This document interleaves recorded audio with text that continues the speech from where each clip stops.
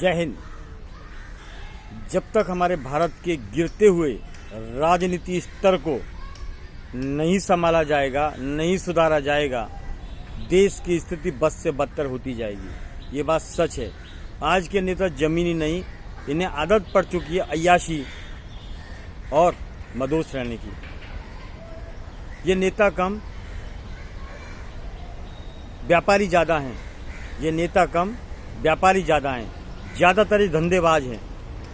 ज़्यादातर ये धंधेबाज हैं। देश से सौदा करते हैं, जनता से सौदा करते हैं और देश के पैसे को अपनी अय्याशी में, अपने घर भरने में काम में लेते हैं। तो देश का विकास होना संभव नहीं, बल्कि देश की स्थिति चारों तरफ से जकड़ जाएगी। देश की स्थिति विकास के नाम पर WHO के चक्कर में फंस जाएगी और फंस चुकी है। अब आप ये बताइए, WHO भगवान हो गया, WHO बहुत बड़ा ऋषि हो गया। जो उसको पहली लहर आई, तीसरी कोरोना की लहर आई, दूसरी आई, चौथी आई, पांचवी आई, अब उनको लहर भी दिखाई देने लगी।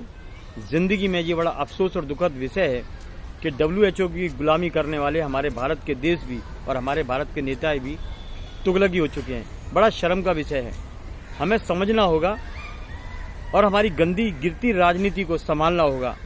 माननीय सर्वोच्च न्यायालय एवं भारत के बुद्धिजीवियों, हमारे राजनीति के गिरते स्तर को कंट्रोल करना पड़ेगा। नहीं तो हमारे देश के नेता चुनाव इसलिए लड़ते आए हैं अब तक कि इन्हें फुल अय्याशी मिले और देश के पैसे को ये बर्बाद कर सकें अपनी अय्याशी के अंदर। ज़्यादातर 99% जो काम होता है डिपार्टमेंट के अंदर, या BMC ले लो या कोई भी डिपार्टमेंट ले लो, वहाँ पर 75% जो काम होता है वो कागज पर होता है, बाकी सब पैसा खा जाते हैं। ये नेता कम, जानवर ज़्यादा हैं। सिर्फ इनको खाने का काम है। मजे की बात तो ये है कि 4 रोटी से, 2 रोटी से, 1 रोटी से गरीब का पेट भर जाता है, लेकिन इन निकम्मों का पेट नहीं भरता है। लेकिन इनके ऊपर कोई कार्रवाई नहीं होती, कोई कानून का प्रावधान नहीं है, क्योंकि अपने पैसे की गुंडागर्दी से, अपनी ताकत से कानून को खरीद के ये उन लोगों के ऊपर दबाव डाल के उनका मुंह बंद करा देते हैं। लेकिन जब तक ये मुंह बंद कराएंगे, कब तक मुंह बंद कराएंगे? देश गर्दिश में चला जाएगा और देश गुलामी की स्थिति में चला जाएगा। माननीय बुद्धिजीवों, माननीय भारत के लोगों, इन नेताओं को सबक सिखाने के लिए इनके हर कार्यकाल के अंदर इनसे हिसाब मांगा जाए, इनकी अय्याशी का हिसाब मांगा जाए और ये कहा जाए कि देश का पैसा है, तुम्हारे बाप का नहीं। ऐसा इनको समझाया जाए। मैं तो आगे लड़ता रहूंगा, बढ़ता रहूंगा। जनप्रेमी रविंद्र जैन। जय हिंद।